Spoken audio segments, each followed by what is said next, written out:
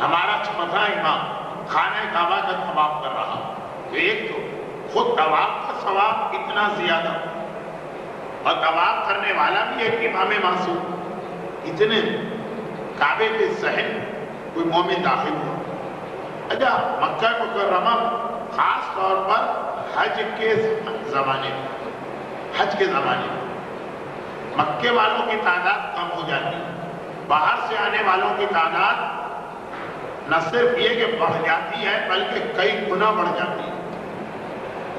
اگر آج بھی آپ دیکھیں تو مکے کی اپنی آبادی ہے 3 لاکھ، اور حج میں وہاں 25 لاکھ آدمی باہر سے آ جاتے ہیں، اب زیادہ تر اجنبی ہیں، پردیسی ہیں، غریب الوطن ہیں۔ چنانچہ یہ آدمی بھی ایسے ہی شہر میں داخل ہوا، دائیں بائیں چاروں طرف دیکھتا ہوا چل، آخر اسے خانہ کعبہ کے طواف میں چوتھے امام نظر آ گئے۔ اچھا، نماز کے بیچ میں تو بات کرنا منع، چاہے واجب نماز ہو چاہے سنت نماز ہو، طواف کے بیچ میں باتیں کرنے کی اجازت ہے۔ چنانچہ جیسے اس نے چوتھے امام کو دیکھا، لپک کے آ گیا، اللہ جب کبھی آپ خانہ کعبہ کی طرف لے جائے گا تو یہ ساری چیزیں بہت مزے کے ساتھ سمجھ میں آئیں۔ ایک بار اس نے دیکھا امام خانہ کعبہ کا طواف کر رہے ہیں، دوڑ کے آئے، فرزند رسول ایک ضروری مسئلہ، ایک اہم کام مجھے پیش آ گیا، کیا آپ کو کوئی جاننے والا ہے اس مکے میں؟ میرا تو کوئی جاننے والا نہیں، لیکن آپ تو امام معصوم،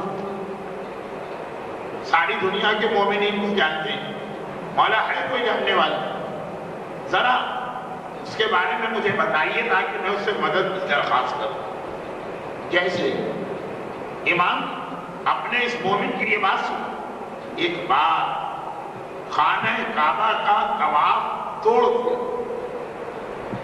طواف توڑنا ایسا جیسے کوئی نماز پڑھنا اور نماز توڑ دی، روزہ رکھے ہوئے اور روزہ توڑ دی، امام نے طواف توڑ دیا۔ کہا بتا تیرا کیا کام؟ میں موجود ہوں۔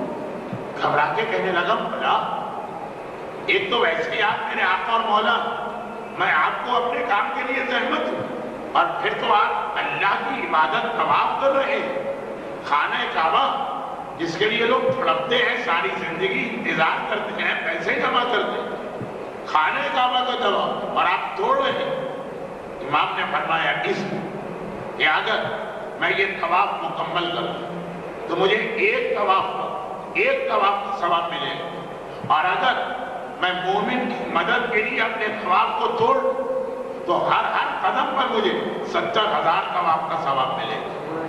ایک طواف کا ثواب زیادہ ہے کہ 70,000 کا؟ یہ کہہ کر امام نے اپنا طواف چھوڑ دیا۔